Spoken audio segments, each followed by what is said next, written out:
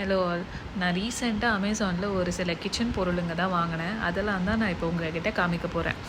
First வந்துட்டு ஒரு cast iron கடாய் தான் வாங்கியிருந்தேன். இந்த கடாயோட இனிஷியல் இன்டென்ஷன் வந்துட்டு ஆப்பம் சுட ஒரு கடாய் தேவைன்றதுக்காக மட்டும்தான். பட் இந்த கடாய் வந்துட்டு குழி வந்துட்டு கொஞ்சம் கர்வியாக இருக்கிறதுனால நீங்கள் டீப் ஃப்ரை ஐட்டம்லாம் தாராளமாக பண்ணலாம். ஏன்னா எண்ணெய் வந்துட்டு கம்மியாக தான் ஊற்ற வேண்டி வரும். அதுவும் இல்லாமல் எப்போவுமே வந்துட்டு நம்ம ஒரு 2-3 ஐட்டம் பண்ணும்போது எக்ஸ்ட்ரா ஒரு சின்ன கடாய் தேவைப்படும்ல, அந்த மாதிரியான விஷயங்களுக்கு கூட நீங்கள் இதை தாராளமாக யூஸ் பண்ணிக்கலாம். ஆப்பம் எப்படி இதில் வருதான்றது நான் உங்களுக்கு அப்புறமா சொல்கிறேன். அடுத்து இந்த தாளிக்கிறதுக்கு எனக்கு எப்பவுமே ஒரு தனியாக ஒரு கடாய் இருந்ததே இல்லைங்க. அது கண்டிப்பாக ஒன்று வாங்கியே தீரணுன்றதுக்காக தான் இதை வாங்கினேன். இது வந்துட்டு ட்ரைப்ளை ஸ்டெயின்லெஸ் ஸ்டீல் பர்னர் கடாய் தான். ப்ராடக்ட்ஸ்க்குலாம் லிங்க் வேணும்னா கண்டிப்பாக கமெண்ட் பண்ணுங்கள், நான் தரேன்.